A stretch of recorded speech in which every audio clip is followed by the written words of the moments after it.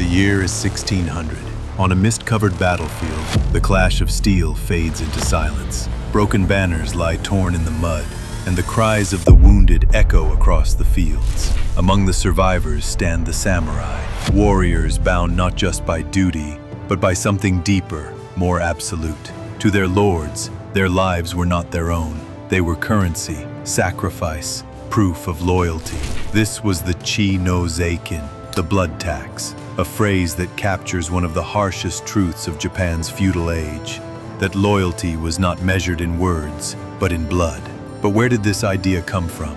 And how did it shape centuries of Japanese history? To answer that, we must step into the world of medieval Japan, a land torn apart by warlords, bound together by oaths, and defined by the sacrifices of those who served. Long before the word samurai carried its aura of honor and discipline, Japan was fragmented into clans and provinces, each ruled by local warlords, the daimyo. These lords competed for land, for power, and for survival. The warriors they commanded were not romanticized knights of legend. They were retainers, professional fighters whose first duty was to protect their master's land and enforce his authority. In return, the lord provided land, stipends of rice, and protection. But this relationship was never equal. Loyalty was demanded, absolute and unquestionable. In a world without standing armies or centralized governments, the survival of a clan depended on the obedience of its warriors. Disloyalty meant weakness, and weakness meant death. It was here, in this brutal age, that the concept of a blood tax emerged. Service was not optional. To be samurai was to pledge body and soul, even if it meant the destruction of yourself and your family. The phrase chi no zeikin translates literally to tax of blood. It captures the idea that loyalty to a lord was not just symbolic.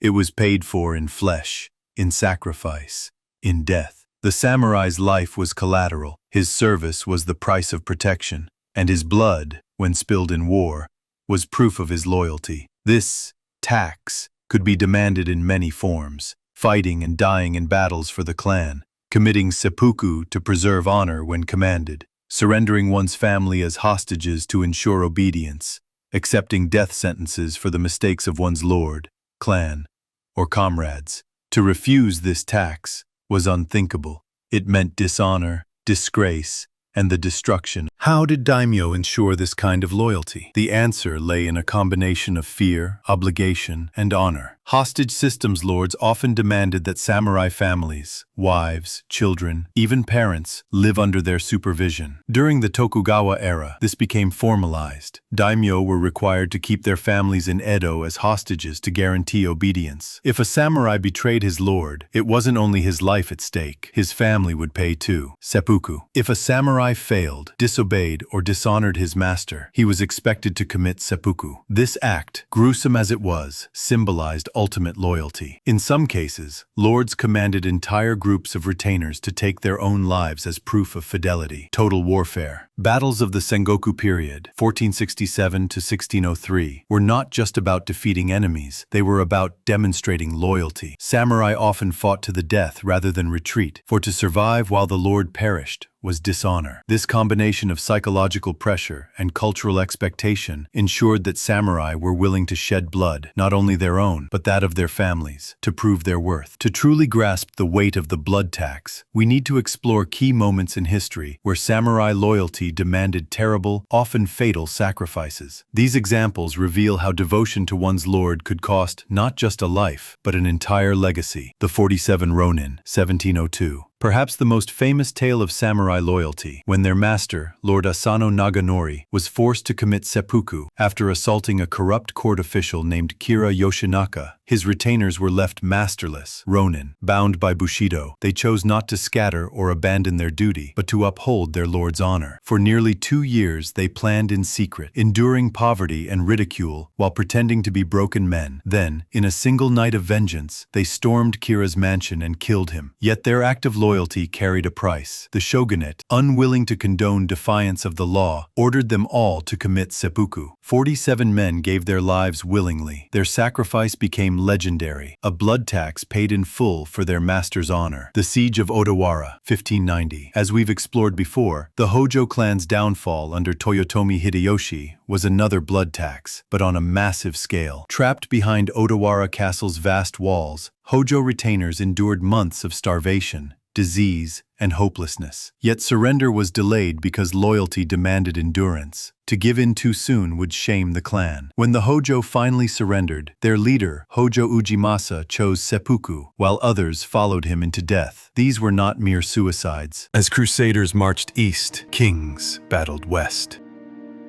And in France, two great dynasties clashed like titans, and the Capetians. Their rivalry was not just about land. It was about crowns, pride, to call themselves masters of Europe. Richard the Lionheart, the Crusader king, became the embodiment of ferocity. Though famed for his battles in the Holy, his greatest struggle was often closer to home. Against Philip II of France, every bit as cunning as he was brave. The wars between their heirs would stretch on for generations, France, into graveyard. From this chaos, legends arose. Joan of Arc, a teenage peasant girl claiming visions from God, took command of armies. Her petrified soldiers, and against all odds, she turned the tide of war. Early 19, she was captured, condemned as a heretic, and burned. Yet her defiance claimed that no executioner could extinguish. The way of destiny was not a sword, but the longbow. English archers unleashed storms of arrows that pierced and toppled knights. Their skill so valued that the crown made archery repertory on Sundays, a law that turned peasant to battlefield. Yet kings were not Europe's only rulers. The church stood above them all. Popes crowned emperors, communicated kings, and at times raised armies of their own. The investiture shook Europe as popes and emperors fought over who had the right to appoint popes. At one point, the Holy Henry IV marched barefoot through the snow to beg forgiveness from Pope Gregory VII. Scene that revealed just how powerful the papacy had been, the true shepherd of Christendom. For a time, Europe, but three competing popes. Christendom's unity, once its greatest strength, became its greatest weakness.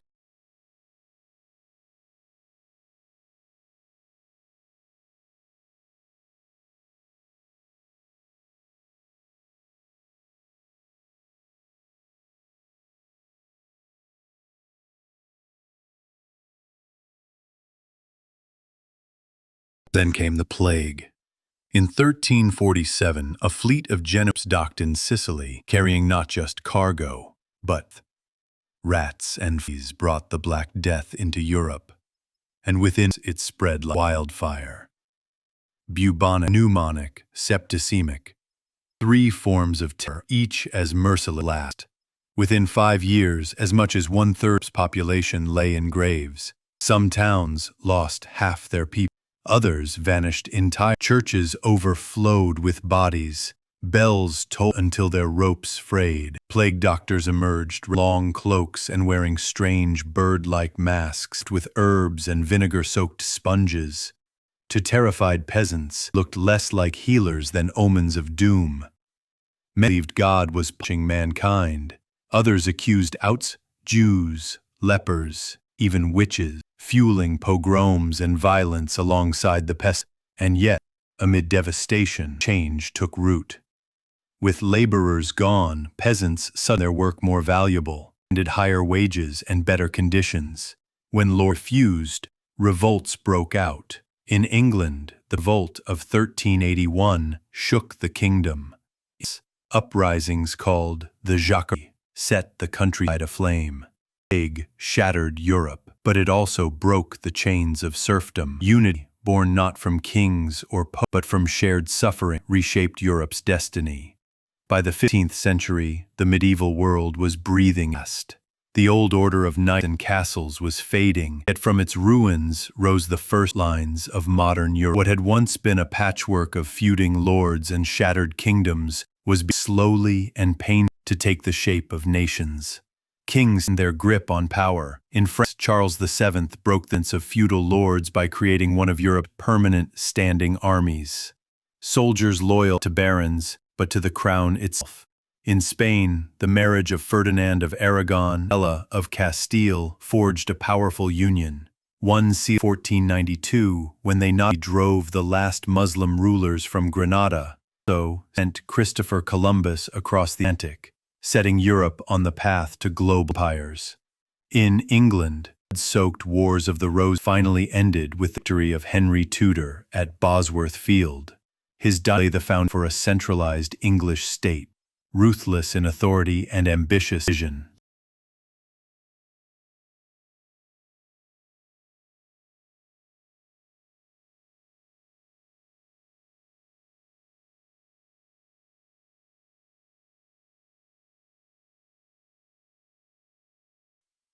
And then came an invention as disruptive powder.